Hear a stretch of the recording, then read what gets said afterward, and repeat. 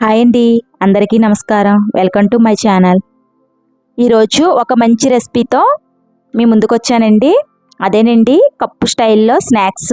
చాలా టేస్టీగా ఉంటాయండి స్నాక్స్. హెల్త్కి కూడా మంచిదండి ఇది. ఈ స్నాక్స్ని టమాటా కెచప్తో తింటే చాలా టేస్టీగా ఉంటాయండి.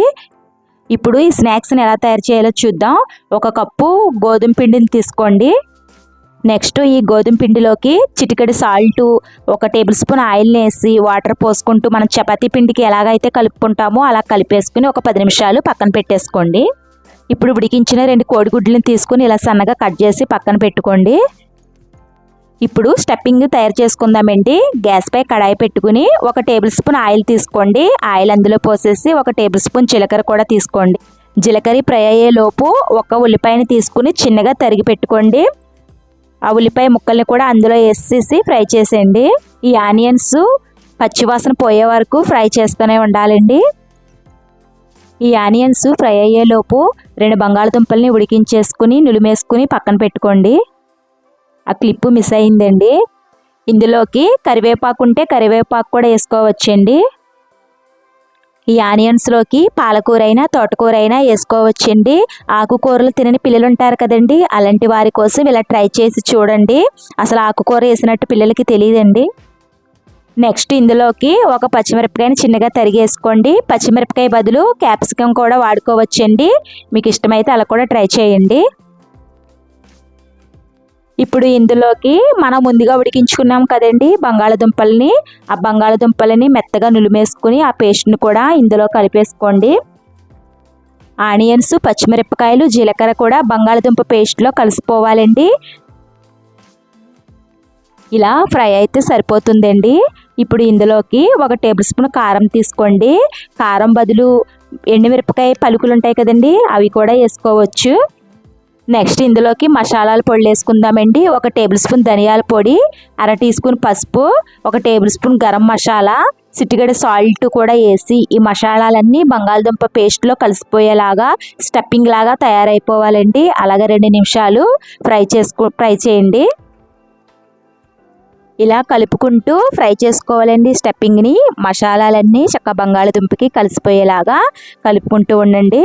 ఇలా రెడీ అయిన తర్వాత సన్నగా తరిగిన కొత్తిమీరని కూడా పైనంతా చల్లేసుకుని కొత్తిమీర ఒకసారి అదంతా కలిపేసుకోండి. ఈ స్టఫింగ్ని పక్కన పెట్టేసుకోండి. ఇప్పుడు ఒక చపాతీ పీటని తీసుకుని కొంచెం ఆయిల్ పోసుకుని పీటకి అప్లై చేసేయండి. ఇలా అప్లై చేసుకున్న తర్వాత మనం ఇందాక కలుపుకున్నాం కదండి గోధుమ పిండిని, అది 2 బౌల్స్ కింద తీసుకోండి. ఇలా చపాతీ కింద ఒత్తుకుంటూ అంత పలుసుగా కాకుండా అంత మందంగా కాకుండా సమానంగా రావాలండి. అలా వస్తేనే కప్స్ బాగా వస్తాయి. ఇలా వస్తే చపాతీ సరిపోతుందండి. ఇప్పుడు చపాతీ పీట మీద వేసుకొని 1 ఆనియన్స్ని 4 చీలికల కింద చేసుకుని నేను చూపించే విధంగా ఇలా చపాతీ మీద 4 వైపులు పెట్టండి. ఇప్పుడు మనం ముందుగా రెడీ చేసి పెట్టుకున్నాం కదండి స్టఫింగ్ని చిన్న చిన్న బౌల్స్ల కింద రౌండ్గా చుట్టుకుని ఈ ఆనియన్స్లోన పెట్టేయండి. ఇలాగా 4 పెట్టిన తర్వాత 4 చీజ్ ముక్కలను తీసుకుని అవి కూడా వాటిపైన పెట్టేయండి. మనం ముందుగా ఉడికించుకున్నాం కదండి ఎగ్స్ని కట్ చేసి పెట్టుకున్నాం కదా, అవి కూడా చీజ్ పైన 4 మీద 4 పెట్టేయండి.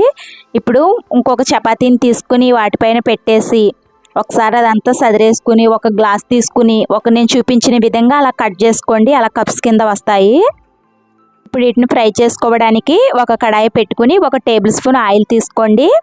ఆయిల్ వీటెక్కిన తర్వాత మనం రెడీ చేసి పెట్టుకున్న కప్స్ని వేసి 2 వైపులా బంగారపు గోల్డ్ కలర్ వచ్చే వరకు ఫ్రై చేయండి. ఎప్పుడు ఒకే రకమైన స్నాక్స్ కాకుండా ఇలాగ కొత్తగా ఒకసారి ట్రై చేయండి. చాలా టేస్టీగా ఉంటాయండి ఇవి.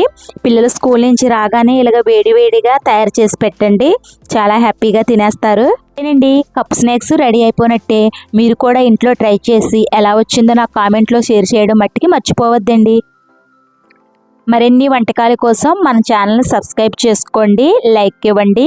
ఈ వీడియోని మీ బంధువులకి, మీకు తెలిసిన వారికి, మీ స్నేహితులకి అందరికీ షేర్ చేయండి.